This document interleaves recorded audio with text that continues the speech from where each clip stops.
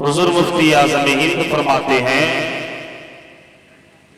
کہ کوئی جانے جو تم ہو، خدا ہی جانے کیا تم ہو۔ سبحان اللہ، سبحان اللہ۔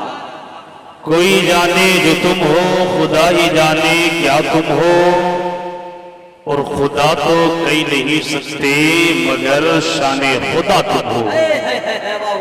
خدا تو کہہ نہیں سکتے مگر شان خدا تم ہو۔ تمہاری حمد فرمائی خدا نے اپنے قرآن میں، تمہاری حمد فرمائی خدا نے اپنے قرآن میں، محمد اور ممجد مصطفیٰ و مجتبیٰ تم ہو۔ محمد اور ممجد مصطفیٰ و مجتبیٰ تم ہو۔ رب کائنات کا یہ بڑا فضل ہے، رب کا یہ بڑا احسان ہے کہ رب تعالیٰ نے ہمیں ایک دو نہیں بلکہ 18,000 مخلوقات میں رب نے ہمیں پیدا کیا تو انسان بنایا۔ کیا بنایا؟ انسان بنایا۔ رب چاہتا تو ہمیں اور آپ کو کسی بھی مخلوق میں، رب کی 18,000 مخلوقات ہیں، رب چاہتا تو کسی بھی مخلوق میں پیدا کر دیتا، کوئی اعتراض کرنے کا ہمیں حق بھی نہیں ہوتا۔ رب چاہتا تو ہمیں جانور بنا دیتا، رب چاہتا تو پیڑ پودے درخت ہمیں کوئی بھی مخلوق میں رب ہمیں پیدا کر دیتا، لیکن رب کی بارگاہ میں ہم اعتراض بھی نہیں کر سکتے تھے کہ اے رب کائنات تو نے ہمیں درخت کیوں بنایا، تو نے ہمیں پیڑ کیوں بنایا، تو نے ہمیں پتھر کیوں بنایا، تو نے ہمیں مٹی کیوں بنایا۔ ہم یہ اعتراض نہیں کر سکتے تھے، لیکن رب کا یہ احسان دیکھیں، رب کا یہ فضل دیکھیں، رب کا یہ کرم دیکھیں کہ رب نے ہمیں ایک دو نہیں 18,000 مخلوقات میں رب نے ہمیں حضرت آدم کی اولاد انسان بنایا۔ اس کے بعد دیکھیں رب کا احسان دیکھیں کہ رب نے کتنا بڑا یہ احسان فرمایا ہے، رب نے کتنا بڑا یہ فضل فرمایا ہے کہ رب نے ہمیں پہلے انسان بنایا۔ اب اگر صرف انسان بنا کر کے چھوڑ دیتا، بیس کم کر دیں، اگر رب انسان بنا کر کے چھوڑ دیتا تو پتہ نہیں کب کہ ہم اور آپ جہنم کے ایندھن بن جاتے، کیونکہ رب تعالیٰ نے قرآن میں ارشاد فرمایا ہے کہ انسان اور پتھر یہ دونوں جہنم کے ایندھن ہے۔ وقودها الناس والحجارہ، کہ انسان اور پتھر یہ دونوں جہنم کے ایندھن ہے۔ اگر رب ہمیں صرف انسان بناتا تو ہم اور آپ جہنم کے ایندھن بن جاتے، لیکن رب کائنات نے جہاں ہمیں انسان بنایا وہیں پہ مسلمان بھی بنا دیا۔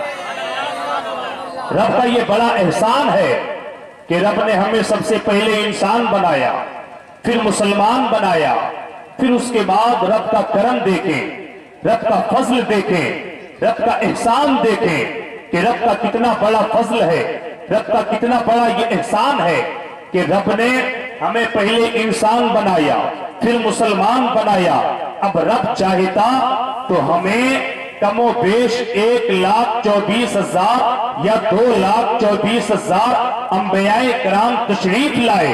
رب چاہتا تو ہمیں اور آپ کو کسی بھی نبی کی امت میں پیدا کر دیتا، کسی بھی نبی کا امتی بنا دیتا، لیکن رب کا یہ احسان دیکھیں، رب کا یہ فضل دیکھیں، رب کا یہ کرم دیکھیں کہ رب نے ہمیں اور آپ کو پیدا کیا ہے تو کسی اور نبی کی امت میں نہیں بلکہ رب نے پیدا کیا ہے تو اس نبی کا امتی بنایا ہے، جس نبی کی امت میں پیدا ہونے کے لیے ایک دو نہیں بلکہ 12 نبیوں نے رب کی بارگاہ میں یہ دعائیں کیا تھا، رب کی بارگاہ میں یہ التجائیں کیا تھا کہ اے پاک پروردگار عالم، جب تو ہمیں پیدا کرنا پیغمبر نہ بنانا، حضرت الیاس جیسے جلیل القدر پیغمبر نے، حضرت موسیٰ جیسے عظیم المرتبت پیغمبر نے رب کائنات کی بارگاہ میں یہ عریضہ پیش کیا تھا کہ اے پاک پروردگار عالم، جب تو ہمیں پیدا کرنا پیغمبر نہ بنانا، جب تو ہمیں پیدا کرنا رسول نہ بنانا،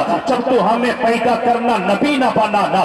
دیکھیں رب کا یہ کتنا بڑا احسان ہے کہ حضرت الیاس یہ دعائیں مانگتے تھے کہ اے پاک پروردگار عالم، جب تو ہمیں پیدا کرنا نبی نہ بنانا، جب تو ہمیں پیدا کرنا رسول نہ بنانا، بلکہ اے میرے خدا جب تو ہمیں پیدا کرنا اپنے محبوب کی امت میں پیدا فرما دینا، اپنے محبوب کا امتی بنا دینا۔ فضل رب العلا اور کیا چاہیے، مل گئے مصطفیٰ اور کیا چاہیے، اور بھر کے جھولی میرے سرکار نے مسکرا کر کہا اور کیا چاہیے۔ یہ رب کا احسان ہے کہ رب نے ہمیں پیدا کیا، اپنے محبوب کا امتی بنایا ہے، یہ رب کا بڑا فضل ہے۔ پھر اس کے بعد دیکھیں رب تعالیٰ کے پیارے پیغمبر نبی یہ کونین فرماتے ہیں کہ میری یہ امت 73 فرقے میں پڑ جائے گی۔ ستفترق امتی علی 73 ملہ کلہم فی النار الا ملۃ واحدہ۔ نبی یہ کونین نے آج نہیں، آج سے 1400 سال پہلے میرے آقا نے یہ اعلان کر دیا تھا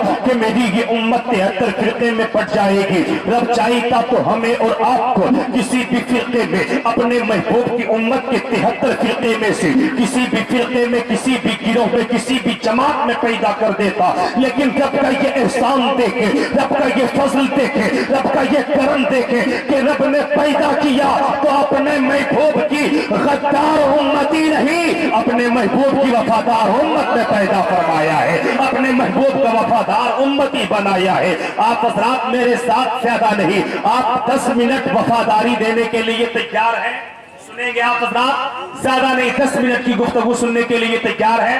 ذرا دونوں ہاتھوں کو اٹھائیں، ایک ہاتھ حضرت امام حسن کے نام پہ، دوسرا ہاتھ حسین کے نام پہ، اپنے آپ کو حسنی اور حسینی بنائیے۔ دونوں ہاتھوں کو اٹھا کر کے بولے یا رسول اللہ، آوازیں بلند ہو، بولے یا حبیب اللہ، بولے یا نبی اللہ۔ ماشاءاللہ کچھ دیر سن لے۔ نبی یہ کونین فرماتے ہیں الموت تحفۃ المومن۔ میں نے حدیث پاک پڑھی تھی کہ موت بندے مومن کے لیے تحفہ ہے۔ کیا ہے؟ کیا ہے؟ تحفہ ہے، گفٹ ہے، پرسکار ہے، اور دنیا کی یہ ریت ہے، دنیا کا یہ رواج ہے کہ اگر باپ کو تحفہ ملتا ہے تو بیٹا خوش ہو جاتا ہے۔ اگر آپ کے بیٹے نے کالج میں، یونیورسٹی میں یا کسی اچھے اسکول میں اچھے نمبر سے کسی بھی ایگزام کو اس نے پاس کیا تو اسکول کی جانب سے بھی اسے گفٹ ملتا ہے، اس کے رشتہ دار کے لوگ بھی آتے ہیں، سوچتے ہیں کہ میرے بیٹے نے بڑے ایگزام کو کوالیفائی کیا ہے، لیٹ کا ہو، آئی ایس کا ہو، آئی پی ایس کا ہو، جو بھی بڑا ایگزام ہو، اگر آپ کے گھر کا بیٹا کوالیفائی کرتا ہے تو رشتہ دار کے لوگ آتے ہیں، گفٹ لے کر کے آتے ہیں، تحفے لے کر کے آتے ہیں، آپ کو خوشی ہوتی ہے کہ آج میرے بیٹے کو یہ تحفہ مل رہا ہے۔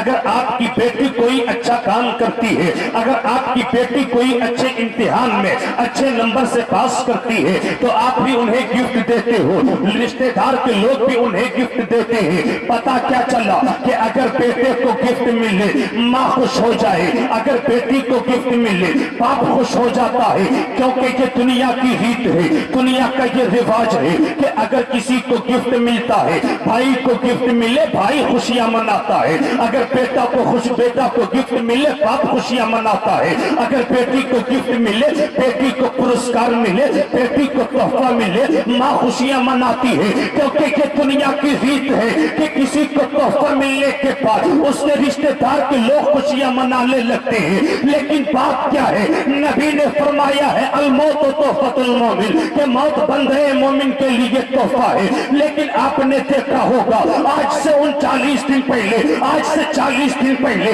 اگر ببلو بھائی کی والدہ اس دنیا سے انتقال کرتی ہے، اسے موت کا تحفہ ملتا ہے۔ اگر گھر میں بیٹا ہے تو بیٹا رو رہا ہے تو موت کا تحفہ ملا ہے، بیٹیاں ہے تو بیٹیاں رو رہی ہے، رشتہ دار کے لوگ رو رہے ہیں، پڑوس کے لوگ رو رہے ہیں۔ اللہ اکبر، میرے آقا فرماتے ہیں کہ موت بندے مومن کے لیے یہ تحفہ ہے، اور جب تحفہ ملتا ہے تو لوگ خوشیاں مناتے ہیں۔ لیکن یہ کیسا تحفہ کہ اگر ماں کو ملے بیٹا ناراض ہو جاتا ہے، اگر ماں کو ملے بیٹا رونے لگتا ہے، اگر ماں کو مل جائے بیٹیاں رونے لگتی ہے، اگر باپ کو مل جائے بیٹا رونے لگتا ہے، دادا کو مل جائے پوتا رونے لگتا ہے، دادی کو مل جائے پوتیاں رونے لگتی ہے۔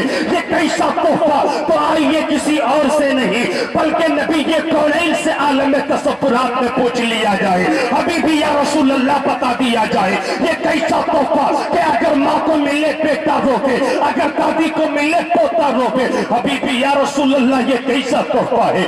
آقا آپ نے فرمایا ہے موت یہ تحفہ ہے، موت یہ مومنوں کے لیے گفٹ ہے، موت یہ مومنوں کے لیے پرسکار ہے، لیکن آقا یہ کیسا تحفہ؟ اگر نبی سے عالم تصورات میں سوال کرو گے تو نبی کے کونین مدینے سے جواب دیں گے کہ ایسے زمین تربن کے خوش عقیدہ سنی چیالے مسلمانوں جاننا چاہتے ہو کہ ایک بندے مومن کے لیے موت تحفہ کیسے ہے؟ تو سنو، ایک بندے مومن کے لیے زیارت رسول سے بڑھ کر کے، ایک مومن کے لیے دیدار رسول سے بڑھ کر کے کوئی تحفہ نہیں ہے، اور مومن کو قبر میں دیدار رسول حاصل ہوتا ہے، مومن کو قبر میں زیارت رسول حاصل ہوتا ہے۔ آج پھولے نہ سمائیں گے کفن میں آسی، آج پھولے نہ سمائیں گے کفن میں آسی، ہے شب گور بھی اس گل کے ملا۔ نعرہ